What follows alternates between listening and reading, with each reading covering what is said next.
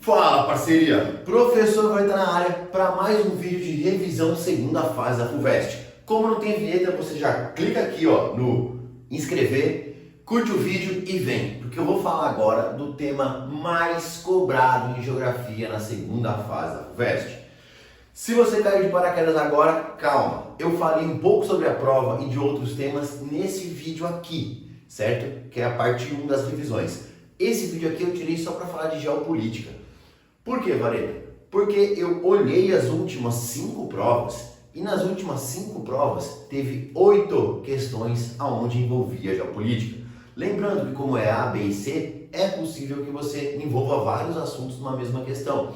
E geopolítica foi muito cobrado. É característica da FUVEST. Então, vamos tentar fazer uma revisão de alguns temas importantes da geopolítica aqui nesse vídeo. Cara, vamos tentar dar a volta na lousa, começando por China. China é sempre um país muito importante.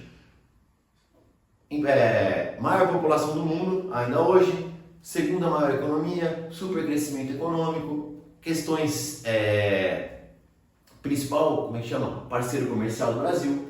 E quando eu falo de China, eu quero que você fique ligado em algumas coisas. Vem comigo. Primeiro, entender o processo da Revolução Chinesa de 49, com a entrada do Mao Tse-tung e a expulsão dos caras do Partido Nacionalista da China. Esses caras do Partido Nacionalista que perdem a Revolução Chinesa, que perdem a Guerra Civil, eles fogem e vão criar, e vão para uma ilha chamada de Formosa ou Taiwan e vão criar um país independente lá. Vou falar de Taiwan aqui. Então, saber esse processo por causa de Taiwan, mas saber também o seguinte, é a partir do governo Deng Xiaoping em 78, mais para valer a partir dos anos 80, que você tem a abertura econômica na China, as zonas econômicas especiais. Então, você trazer todo esse processo para entender o crescimento econômico da China e a China que é hoje, certo? Lembrar que em 2001 ela vai entrar para a Organização Mundial do Comércio, isso vai ser um salto maior ainda. E com isso ela vai ter um forte crescimento econômico, se tornando a segunda maior economia do mundo. Esse crescimento econômico muito impulsionado pela sua indústria, que vai dar muitos benefícios nas zonas econômicas especiais, com mão de obra muito barata, incentivos fiscais, energia barata. E esse crescimento, quando era um crescimento econômico, estava indo bem, ela não causava grandes conflitos. Porém, a partir de 2010, eu costumo falar que a gente mudou da China produtos Xingling para a China tecnológica Huawei, Xiaomi. Então, esse crescimento que vai para a parte tecnológica vai começar a preocupar um país, que é os Estados Unidos. E você vai ter a partir aí de 2017 a famosa guerra comercial. Você que está estudando já deve ter pego nas suas apostilas questões sobre isso para responder. Então, a guerra comercial dos Estados Unidos e China vai se dar por causa desse crescimento econômico indo para o crescimento tecnológico. E eu diria mais, o crescimento geopolítico. O que é um crescimento geopolítico? É a China sendo o principal parceiro econômico da América Latina, é a China sendo o principal parceiro econômico da África, é a China fazendo vários acordos, é as relações com a Rússia, é a China participando nos fóruns internacionais do meio ambiente, reunião dos G20, sendo cada vez mais importante. E isso vai motivar os Estados Unidos a tentar criar barreiras para isso. E a barreira mais famosa foi a guerra comercial, que foi uma política de taxação, de tributação de produtos chineses, que a China retribuiu taxando produtos americanos, e isso é capaz de frear o crescimento econômico mundial. Eu gosto de pensar nesse crescimento geopolítico, falar um pouco sobre a Rota da Seda. Cara, não tem como eu falar, eu tenho um vídeo sobre isso no canal, você procura, você acha, mas vou abordar isso em outros momentos da minha vida, inclusive na minha revisão, que eu falo já já. Indo para as tensões, 4 pontos de tensões tem que ficar ligado. Primeiro, Tibete, certo? Os monges tibetanos. Essa região aí se fala muito pouco hoje, mas luta por uma liberdade religiosa, por uma autonomia e por a sua independência. Quais que você ouviu muito falar? Hong Kong, que era comandado pelos britânicos até 97 e que até 47 tem a sua autonomia, é por causa de Hong Kong que a gente tem o nome um país e dois sistemas, porém, cada vez mais a China está tentando mandar em Hong Kong. Taiwan, que é a província rebelde, segundo os chineses, eles se declaram um país independente, a China fala que é uma província rebelde, se você tem relação com a China, você tem que aceitar o que a China coloca, e é sempre um ponto de tensão, certo? Esse ano tivemos vários e vários momentos de tensão. E por último, o Xinjiang, certo? A região dos chineses islâmicos, lá no noroeste da China, onde você tem várias e várias questões referentes a direitos humanos sendo violadas, muitas denúncias acontecendo. Então são 4 pontos de tensões ali que você pode falar dentro da própria China. Cara, muito resumido isso, lembrando que é uma revisão. Vamos pro segundo ponto. Mano, Rússia e Ucrânia. Galera, pode aparecer, é o assunto do ano. Para você lembrar de Rússia e Ucrânia, a primeira coisa que a gente tem que fazer é remontar a ideia da Guerra Fria, remontar o que eram as alianças militares, como a OTAN e o Pacto de Varsóvia, lembrar que a Rússia tinha uma área de influência muito grande, que a Ucrânia fez parte dessa área de influência, fez parte da União Soviética. Com o fim da União Soviética, a Rússia ainda mantém um domínio sobre essa região, não um domínio territorial, mas um domínio geopolítico, como principal parceiro, influenciando na política. Um afastamento da Ucrânia, ali a partir de 2010, indo em direção à União Europeia, vai motivar já em 2014 a ideia lá do Euromaidan, certo? E a anexação da Crimeia. Você vê lá vários protestos quando o presidente desiste em cima da hora de entrar na União Europeia. Então, você tem que remontar essa parte mais histórica, desde a Guerra Fria e foco ali em 2014. Lembrando a questão étnica. Não aceita aqui, não? O que quer dizer isso? Lembrar que boa parte dos ucranianos são russófilos, principalmente do leste da Ucrânia, principalmente da Crimeia, certo? Essa região recebeu muitas migrações de russos durante o período da União Soviética.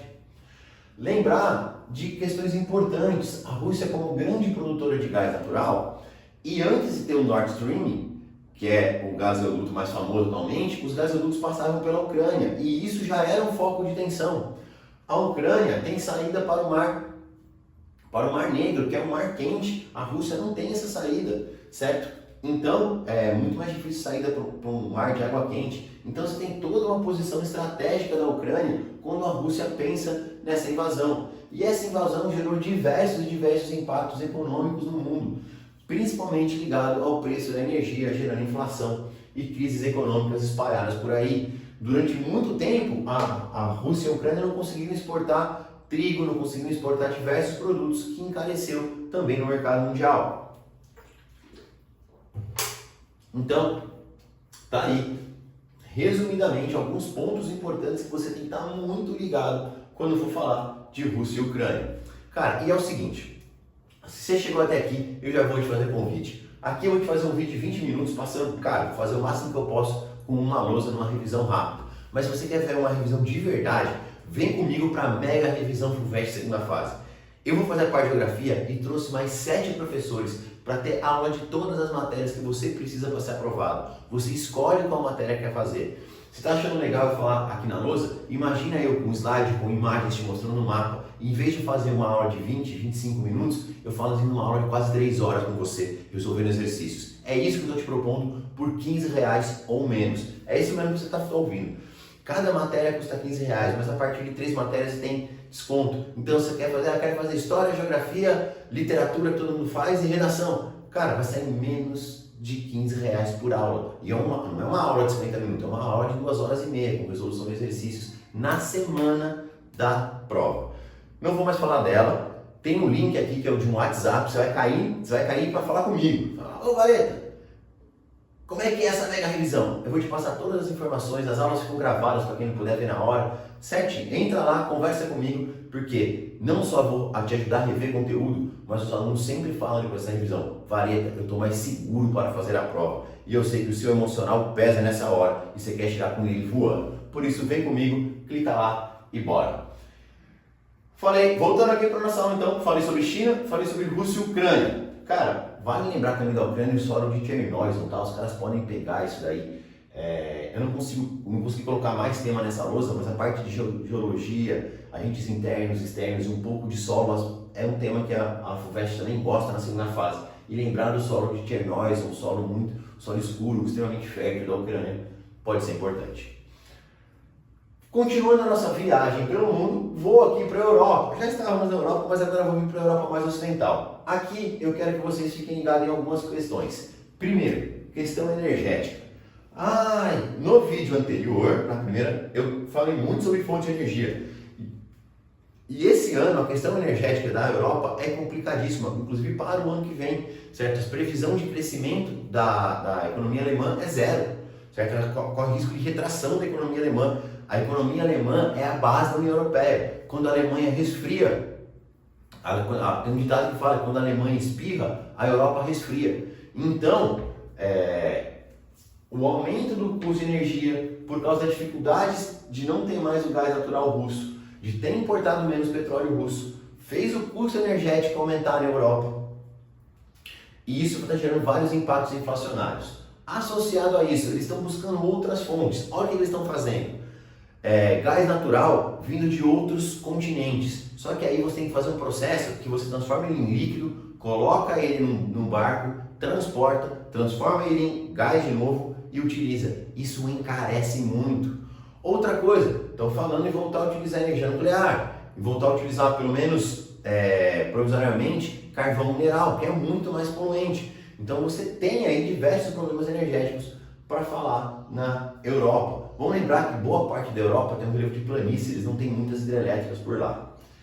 Outro tema que é legal comentar é o crescimento da extrema-direita na Europa. Governos como Polônia, como Hungria, como a Marine Le Pen, que é a segunda força política da França. Você tem esses movimentos de extrema-direita crescendo na Europa e eles acabam tendo duas pautas importantes. Primeiro, movimentos eles são xenofóbicos e completamente anti-imigração. Então você vai ter isso acontecendo. Caiu agora na Unesp, né? Ele relacionou a Marine Le Pen a essa nova direita fascista crescendo na Europa. Gostei, usou o termo fascista, é verdade, tem que usar, não tem que passar pano para ninguém, certo? Outra coisa, em alguns países esses movimentos questionam inclusive a União Europeia, certo? Há um questionamento desses países para a União Europeia. Então, o crescimento disso tem se tornado ali um problema, principalmente quando alguns desses movimentos acabam sendo mais violentos. A União Europeia é um outro assunto. Primeira coisa que eu queria colocar, houve o Brexit e os dados econômicos do Reino Unido só pioram. Muitas pessoas pensando agora, acho que deu ruim esse Brexit. Era uma bola cantada, muita gente sabia que isso poderia acontecer, mas com a pressão da extrema-direita, eles acabaram fazendo isso e agora estão sofrendo as consequências. Quando você pensar na União Europeia, é um continente que sempre foi uma união mais para o lado econômico, social. Agora, eles estão pensando inclusive em questões militares. O que tem motivado a União Europeia tentar fortalecer um exército seu, não necessariamente ligado à OTAN? A questão da Rússia. Quem é muito fã dessa ideia? Os países que estão mais perto da Rússia, como a Polônia, certo? Então você tem ali esses países aumentando seus gastos militares, pensando que um dia eles talvez tenham que se defender da Rússia. O euro teve por causa da crise que a Europa está passando muito pela questão energética, teve uma desvalorização, empatou com o dólar pela primeira vez e é um continente que está passando por muitos problemas econômicos, certo? Então, associar essas crises tanto à saída da Covid, aos gastos que você teve durante a Covid que geraram inflação e à questão energética. Vindo para a América Latina, cara, a América Latina pode cair desde ali, Guatemala, Nicarágua, Belize, as migrações que os caras fazem para os Estados Unidos, questão do México para as maquiladoras, mas eu tive que escolher 3 pontos para colocar aqui. E eu coloquei a Venezuela. Há muito tempo eu não vejo questão de Venezuela. Porém, o que tem acontecido? O Biden tem trocado uma ideia com Maduro. Pessoas têm dito que já se fala ali nos corredores, na boca pequena, que vão pedir para que o Lula, que tem ali uma boa relação com o Maduro, tem uma boa relação com o Biden, ajude a que os dois voltem a conversar. Nossa, mas por que o Biden quer conversar com o Maduro? Porque os malandros têm petróleo, velho. Você não pode mais comprar petróleo russo. A Rússia é um dos maiores exportadores do mundo. Então, os Estados Unidos precisam de petróleo barato. Quem tem petróleo barato e perto? A extração na Venezuela é uma extração barata. A Venezuela é só o Mar do Caribe e você já está ali na Flórida, amizade. É muito perto dos Estados Unidos. Então, essas relações, certo? A economia passando por cima das divergências políticas e reaproximando esses países. Então, os Estados Unidos devagarzinho se reaproximando da Venezuela. Pode ser que para que haja um acordo, eles pleitem uma eleição sem um Maduro, alguma coisa vai acontecer, eu acho que vai acontecer no ano que vem. Outro país para falar é a Colômbia. Por quê? A Colômbia é um país com alguns pontos importantes. Ela passou por uma guerra civil gigantesca com a Farc, que acabou no final da década passada, mas ainda trazem muitas mazelas, certo? Você ainda tem resquícios desse conflito, você tem outras milícias ainda na Colômbia. Então, essa questão do final da guerra civil é importante. É um país com uma condição de vida ainda bem precária. É um país que sempre teve uma visão mais alinhada ao modelo neoliberal, alinhada aos Estados Unidos, e teve pela primeira vez a vitória de um governo de esquerda. Já falei em algum vídeo de alguma revisão, eu falo sempre, cara, todos os vídeos de revisão são nesses moldes, dá para você acompanhar eles, que você vai acabar pegando vários temas. Mas você tem vários presidentes de esquerda ganhando na América do Sul. Você teve lá na Argentina primeiro, você tem já tem na... O cara do Chile já foi mandado embora. O cara do Chile não, o cara do Peru. Mas você tem Boric no Chile, você tem na Colômbia o Gustavo Petro, você tem no Brasil que o Lula ganhou. Então você começou a ter várias... Se você teve alguns anos atrás vários presidentes ligados à direita, hoje tem vários presidentes ligados à esquerda. A nova onda rosa na América do Sul. Então a Colômbia, com seu primeiro presidente de esquerda, tentando lidar com um país que vem de uma guerra civil, certo? Que acabou de sair de uma guerra civil e tem muitas arestas para parar desse processo ainda. A Argentina e a crise econômica desde a década de 90. Cara, a Argentina ganhou a Copa, mas isso não impede um processo de empobrecimento da população, com uma inflação gigantesca, uma mega desvalorização cambial. É um país que não consegue o câmbio, a relação do valor da moeda, por entrada e saída de dólares no país. A Argentina não tem capacidade nenhuma de atração de dólares. Ela foi perdendo isso com o seu processo de desindustrialização e hoje é uma economia que eu não vejo uma saída. É difícil enxergar, não sou economista, não sou eu que tenho que resolver esse problema, mas é um país que tem um buraco econômico que presidentes de esquerda e presidentes de direita, modelos mais neoliberais, modelos mais intervencionistas, ninguém conseguiu sanar o problema. E cada hora esse problema parece que aumenta. Colocar aqui, se você quiser, no Chile, que também tem um novo presidente de esquerda, o Boric, que tem lá essa discussão agora da Constituinte, que ele criou, fez, mas não foi aprovada, está sendo refeita. Então, vários ali temas ligados à América Latina. Cara, Cuba faz muito tempo que eu não vejo uma questão, nem vou citar por aqui. Não esquece, hein? Tá curtindo o vídeo? Se chegou até aqui, pelo amor de Deus, sempre dedo no curtir, velho. É o vídeo que você paga eu e fortalece o canalzinho. Vamos lá, África. Questões de África, elas seguem muito um processo de você falar da colonização e descolonização desse continente. Você lembrar que quando você teve a colonização desse continente, você criou fronteiras artificiais. Dessa forma, algumas fronteiras são até retinhas, né? Dessa forma, você colocou no mesmo território algumas tribos, alguns grupos rivais, que durante o processo de colonização, a força do colonizador evitava qualquer treta. Porém, a partir do momento que você tem a descolonização, e a descolonização acontece ali pós-Segunda Guerra, você vai ter vários movimentos de independência. É legal relacionar com a Guerra Fria também, né? Estados Unidos e União Soviética armavam os grupos africanos dentro de um país para poder fazer essa independência, disputar o poder depois de independentes. E isso vai gerar diversos conflitos que acontecem até hoje. Então você tem ali, o mais famoso talvez seja o de Ruanda, até porque o filme é muito bom, Hotel Ruanda, fica aí a dica de filme, Hotel Ruanda. Se você não assistiu, assiste que é bom demais.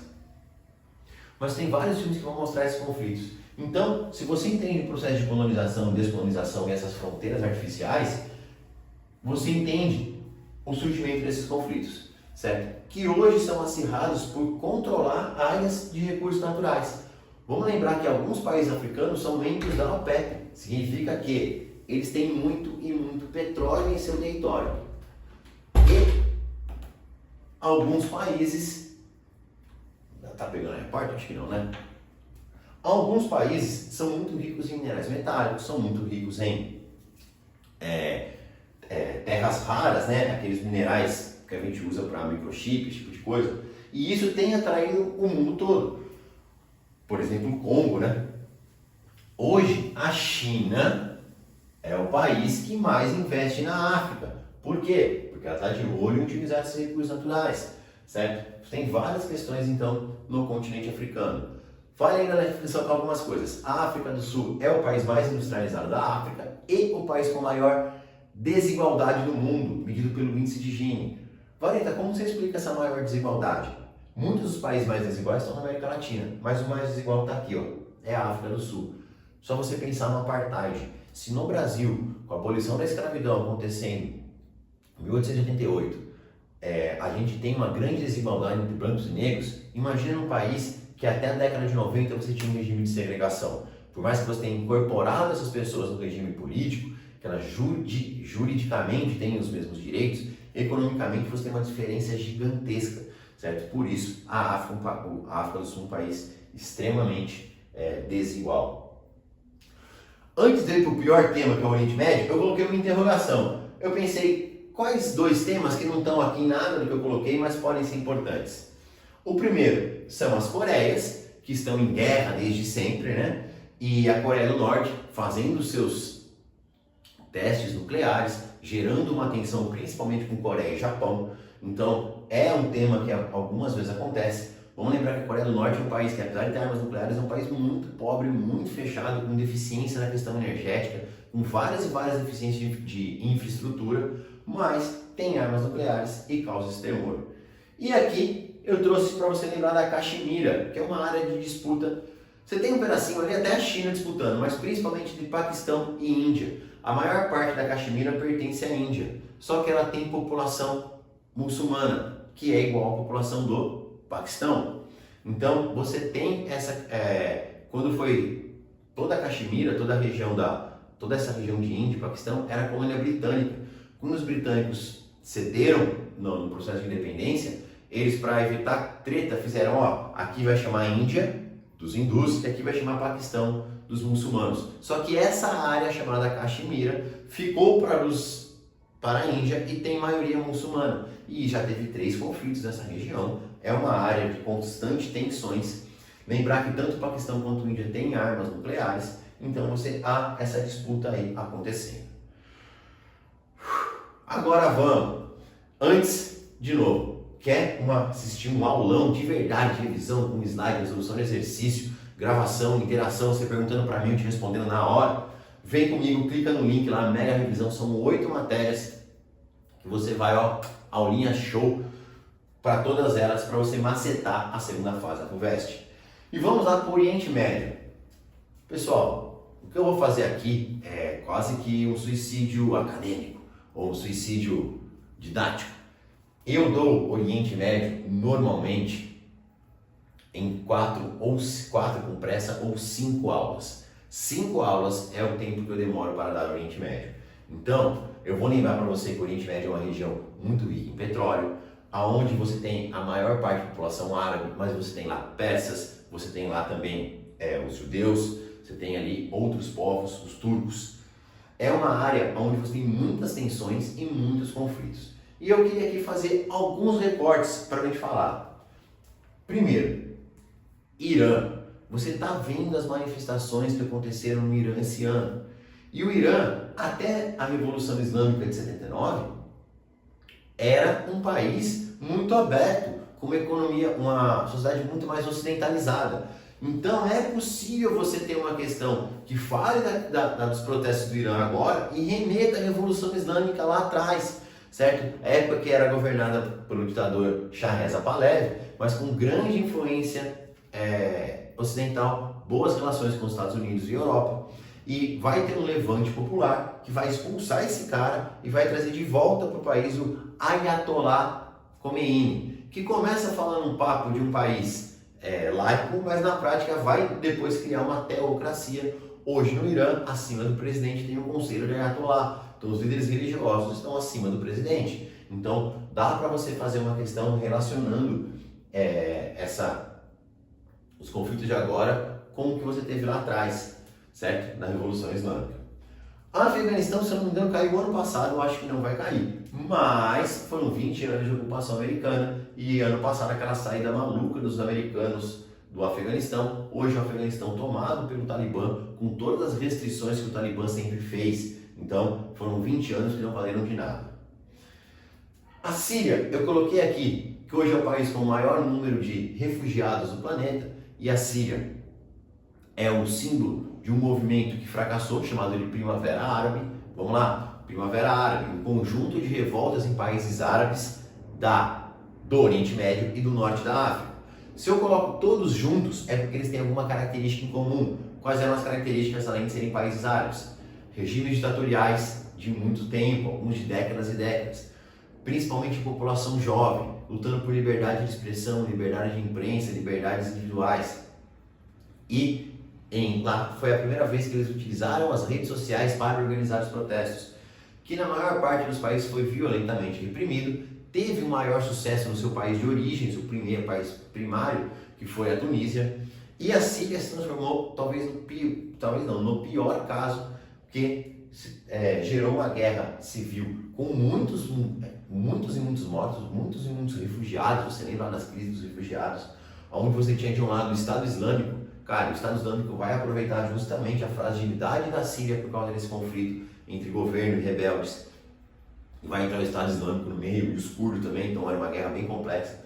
Da mesma forma como o Iraque, todo fragilizado depois da ocupação americana e saída dos Estados Unidos, também foi alvo do Estado Islâmico. Estados fragilizados por guerra foram mais fáceis para o Estado Islâmico poder criar o seu aparato. Depois foi expulso aí com a ajuda ocidental.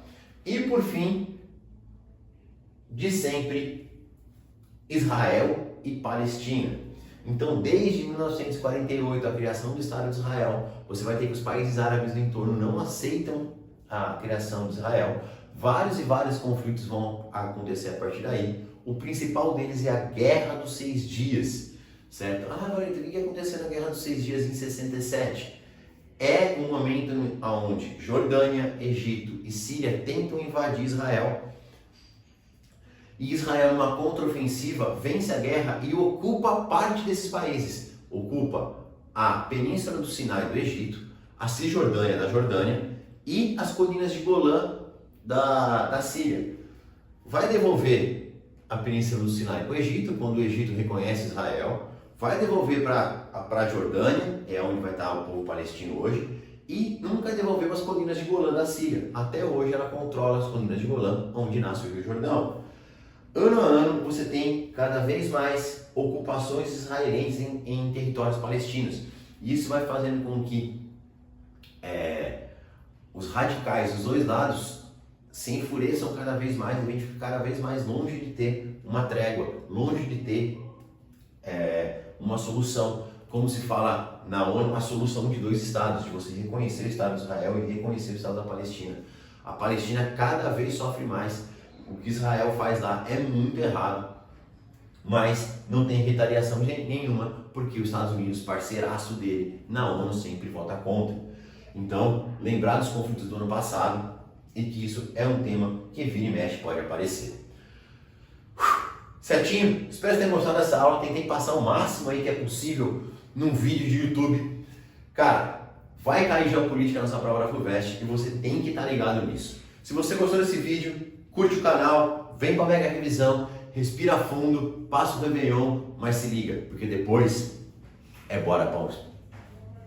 Errei bem no fim, é bora para USP. Ia falar bora para FUVEST, FUVEST é só passagem, você vai para USP.